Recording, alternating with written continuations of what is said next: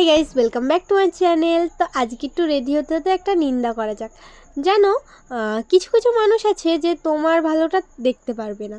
মানে তুমি যেটাই ভালো করো না কেন তাদের চোখে সেটা খারাপই থাকবে। মানে যতই ভালো করো না কেন সেটা খারাপই হবে। তুমি যদি একটা ভালো জামা পরেও বেরোও তার মধ্যেও তারা খুঁত বের করবে। তুমি যদি একটু ভালো সেজেও বেরোও তার মধ্যেও কিছু না কিছু একটা বের করবে। তো আমার মতে কারোর কথায় কান না দিয়ে নিজের মতন নিজে যা করতে চাও সেটা করাই উচিত।